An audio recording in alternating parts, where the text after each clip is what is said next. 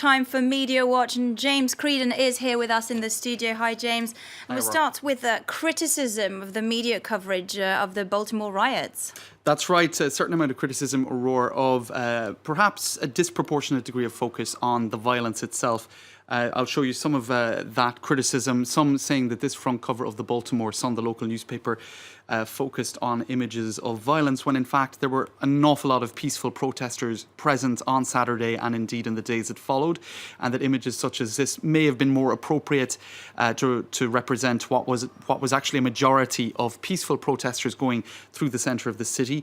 Another tweet here saying plenty of Freddie Gray protesters attempted to quell the violence yesterday. This woman tried to protect cop cars. So I suppose it is often the case in coverage of these of protests such as this that the violent incidents come to the fore. They provide a strong image for cameras present, and in fact the more discreet moments where people hold perhaps somebody with a violent intention back, or where people are silently or peacefully protesting, it doesn't provide as strong an image, and therefore there is a disproportionate degree of focus on the violence moment. So that is one criticism of the coverage of the Baltimore riots. Well, some people also say that to focus on the violence of these riots is actually missing the point. Exactly. There's one article in The Atlantic, The Brutality of Police Culture in Baltimore, and it's by a local guy, Connor Friedersdorf, and he says, regardless of what comes out of the investigation into this particular incident regarding Freddie Gray, Baltimore residents have a long simmering frustration, and their general grievances are valid,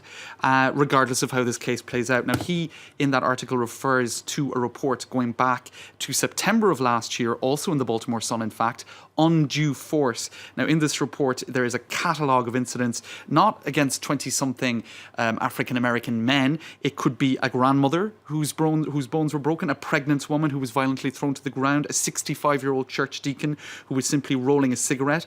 So a huge amount of incidents targeting where police brutality against African-American citizens in Baltimore, unarmed in most cases, is laid out. Also, between 2011 and 2014, $5.7 million of compensation was paid out in Baltimore alone to those who claimed that their civil rights were infringed. 100 people have won court judgments or settlements related to allegations of police brutality. And as the article points out, what tiny percentage of the unjustly beaten actually win formal legal judgments? In other words, this is a huge, huge problem.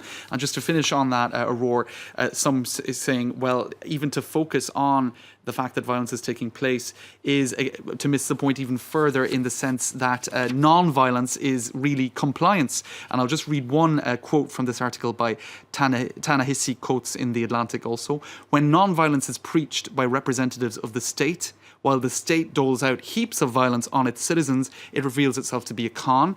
And none of this can mean that rioting or violence is correct or wise, any more than a forest fire can be correct or wise. All right, let's move on to another top story. Let's take a look at today's Le Monde, which looks at criticism of the rescue operations in Nepal. That's right. The front cover of Le Monde is focusing on that today. In Nepal, the poor are forgotten by rescue operations is the headline.